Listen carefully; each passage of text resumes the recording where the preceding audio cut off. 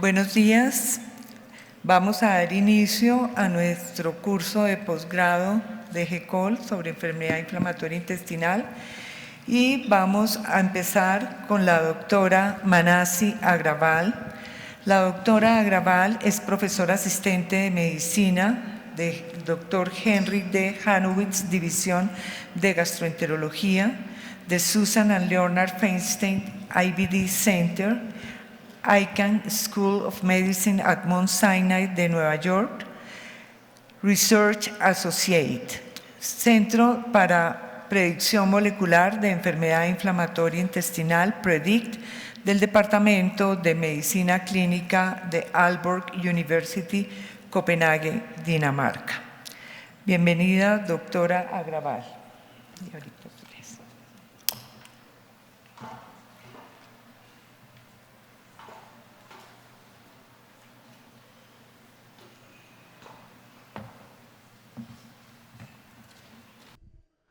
Buenos días, amigas y amigos, y muchas gracias por invitarme aquí.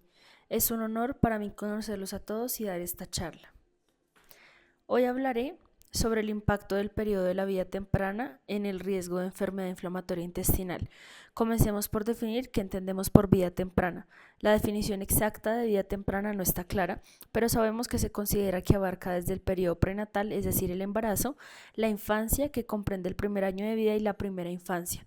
Muchos definen esto como los primeros 1000 días de vida o los primeros 5 años de vida.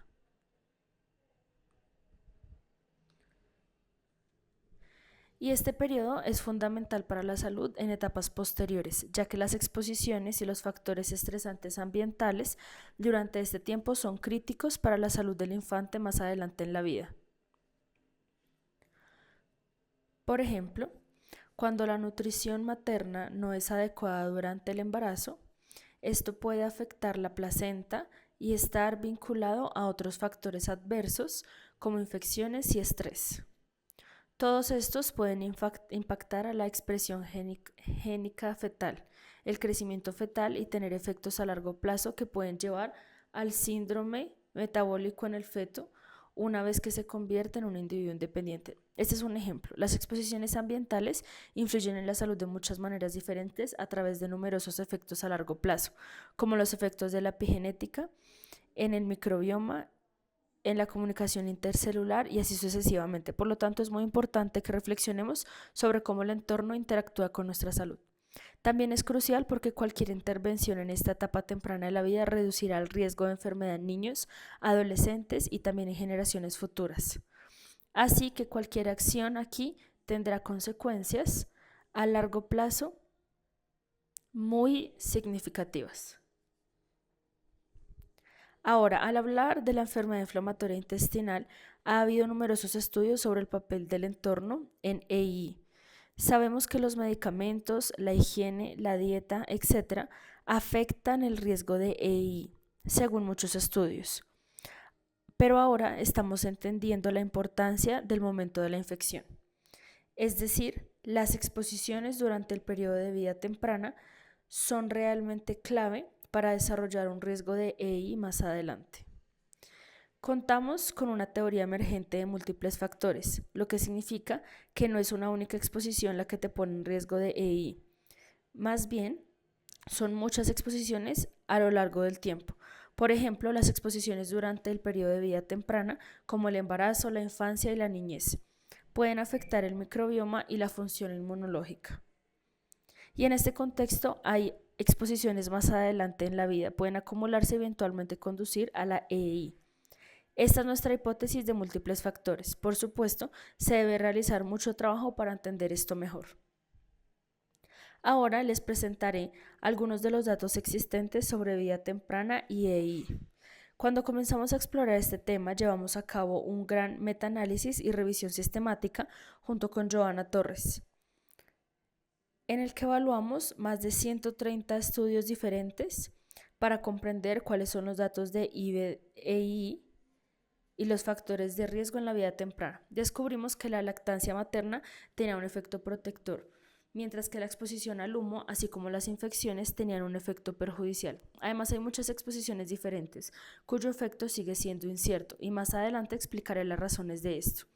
Pero todo esto indica que la vida temprana es ciertamente importante. Luego llevamos a cabo varios estudios en la Corte Nacional Danesa en Dinamarca, un país pequeño. Todos tienen acceso al mismo sistema de salud y los datos de todos se registran en diversas bases de datos. Con los permisos correspondientes podemos llevar a cabo investigaciones allí y realizar estudios basados en la población, lo cual es muy poderoso para entender el papel del entorno en la enfermedad inflamatoria intestinal. Así que realizamos un estudio para analizar el uso de antibióticos durante el embarazo y el riesgo de EI en los bebés. Encontramos 1 o 2 tratamientos con antibióticos no afectaron significativamente el riesgo de colitis ulcerosa, y esto tiene sentido, porque sabemos que unos tratamientos con antibióticos solo causan cambios en el microbioma de manera transitoria. El microbioma se recupera en unos pocos meses, pero a mayor número de tratamientos, el efecto sobre el microbioma es más duradero y más permanente. Por lo tanto, observamos que 3 o más tratamientos con antibióticos durante el embarazo aumentaron el riesgo de colitis ulcerosa en un 45%. Curiosamente, no encontramos ninguna señal para la enfermedad de Crohn, lo que nos indica que ciertamente hay diferencias entre ambas enfermedades. También queríamos investigar los parásitos porque hay muchos estudios sobre la hipótesis de la higiene que sugiere que los parásitos promueven la tolerancia inmune. Nuestra hipótesis era que administrar a los bebés un medicamento antiparasitario para eliminar todos los parásitos podría aumentar el riesgo de EI. Y eso fue lo que encontramos. Interesantemente, la exposición a la vida temprana, es decir, en niños menores de 5 años al administrar mebendazol, aumentó el riesgo de colitis ulcerosa, pero no hubo efecto en exposiciones posteriores, lo que refuerza aún más la importancia del periodo de vida temprana. La inmigración también es importante. Así que analizamos a los inmigrantes en Dinamarca, en la primera generación, es decir, las personas que nacieron y crecieron en otro país y luego se mudaron a Dinamarca. Su riesgo era el mismo que el del país de origen. En sus hijos, que nacieron en Dinamarca, el riesgo aumentó y fue el mismo que el de Dinamarca, enfatizando nuevamente la importancia del periodo de vida temprana. La lactancia materna, sabemos, cuán importante es y cuántos beneficios tiene para el bebé. En el contexto de la EI, han habido datos que indican que tiene un efecto protector, pero esos estudios han sido en su mayoría estudios de casos y controles. Han evaluado la lactancia materna basándose en preguntas, por lo tanto, han preguntado a las madres y a los niños si fueron amamantados hace muchos años, lo que introduce un sesgo considerable. Realizamos estudios de cohorte de nacimiento en 3 países escandinavos y nos encontramos efecto de la lactancia materna en el riesgo de EI. Ciertamente descubrimos que la lactancia materna exclusiva durante más de 6 meses tendría a ser perjudicial, mientras que cualquier lactancia materna durante un periodo más prolongado tal vez tendría a ser un efecto protector. Esto puede deberse a la introducción temprana de alimentos externos y al desarrollo de la tolerancia inmune. Por supuesto, esto nuevamente se refiere a Escandinavia, que es muy diferente al resto del mundo, y creo que la composición de la leche materna y los factores locales juegan un papel muy importante en esto. Finalmente, otro estudio interesante que realizamos fue el de analizar el efecto de los espacios verdes y la biodiversidad, que como sabemos están disminuyendo especialmente en las regiones urbanas. Y encontramos que ambos factores durante el periodo de vida temprana eran protectores. Así, los bebés nacidos en áreas más verdes tienen un riesgo menor de desarrollar EI en comparación con aquellos que crecieron en áreas más urbanas. ¿Por qué sucede esto? Podría deberse a muchos factores, ya que es muy difícil diferenciarlos. Por ejemplo, vivir en un espacio verde puede implicar un estilo de vida más saludable, menos contaminación del aire, más ejercicio y menos estrés. También encontramos el efecto de la agricultura, así que los niños que crecieron en áreas con una intensa actividad agrícola tienen un mayor riesgo de desarrollar EI. Tal vez esto esté relacionado por los pesticidas, ya que en las áreas agrícolas hay una mayor exposición a estos químicos. Todo esto para decir que la situación es muy compleja, es muy difícil desentrañar cuál es exactamente el factor y los factores involucrados. Vemos señales aquí que son importantes. Este es otro ejemplo de cuántos factores diferentes juegan un papel aquí. Por ejemplo, el tabaquismo. el nacimiento prematuro, las cesáreas y los antibióticos están todos interrelacionados. Y es muy difícil diferenciarlos. Hay interacción confusa y mediación, especialmente cuando no se miden adecuadamente. A través de estos estudios clínicos observacionales aprendemos mucho, pero no sabemos lo que no sabemos. Solo podemos medir cosas que podemos imaginar y aquellos factores que no podemos medir o que ni siquiera pensamos en ellos permanecen sin descubrir. Por esto es muy importante la ciencia emergente y el uso de técnicas científicas muy modernas para aplicar enfoques ómicos como epigenómica, exposómica, transcriptómica, etc., para entender las exposiciones, así como los resultados de salud. Les mostraré algunos de los datos a los que tenemos acceso en este sentido. Así que es clave, en relación con la vida temprana, tener acceso a cohortes de nacimiento.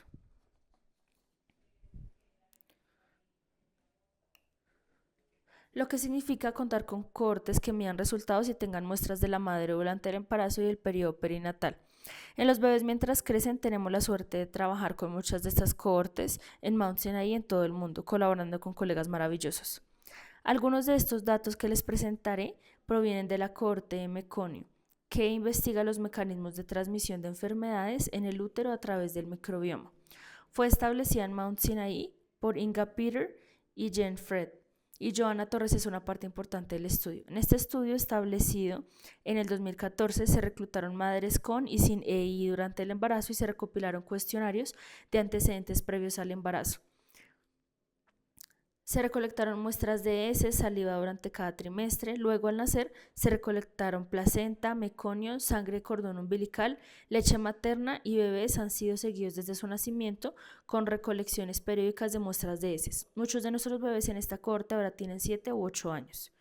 Tenemos estudios muy interesantes a partir de esto. Johanna publicó sobre el impacto del EI en la diversidad del microbioma en los bebés y los colegas encontraron que los bebés nacidos de madres con EI tienen un microbioma muy diferente. Tienen firmas microbianas distintas, un poco más de disbiosis, menos bifidobacterias, y sabemos que las bifidobacterias son muy beneficiosas. Y cuando transfirieron este microbioma a ratones libre de gérmenes, encontraron diferencias en su perfil inmunológico. A tan temprana edad, esto indica que los factores de riesgo que se transmiten de la madre al bebé tienen un impacto en el microbioma del bebé, así como su función inmunológica.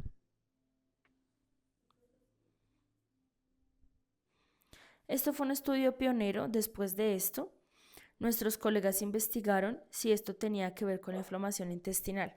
Entonces midieron la calprotectina, que como sabemos es un biomarcador de inflamación intestinal en las heces de nuestros bebés a 1 mes, 2 meses, 12 meses y hasta 3 años. Y muy interesante, encontraron que había diferencias claras en los niveles de calprotectina. Y los bebés de madres con EI tenían un nivel de calprotectina más alto que los bebés de madres sin EI, lo que significa que tenían inflamación intestinal subclínica. Ahora sí, si esto conduce a un riesgo de EI más adelante en la vida, no lo sabemos, pero ciertamente durante el periodo de seguimiento sí mostraron altos niveles de calprotectina. Ahora muchos de nuestros bebés son mayores y vamos a realizar un análisis similar para entender cómo cambian los niveles de calprotectina en bebés mayores.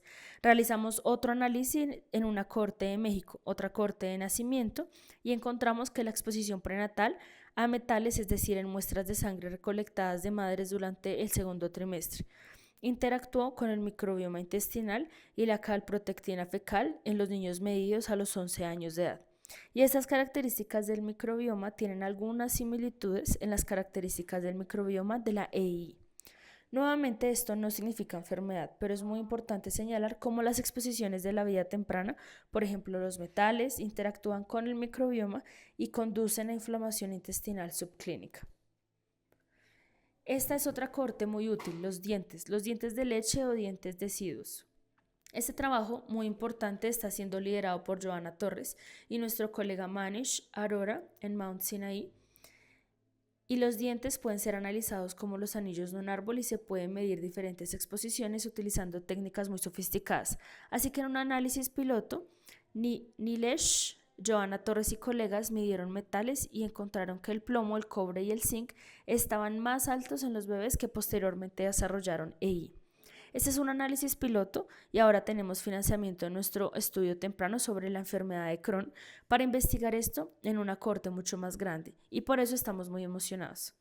Vamos a medir metales pesados y otros marcadores de inflamación y exposiciones a exosomas.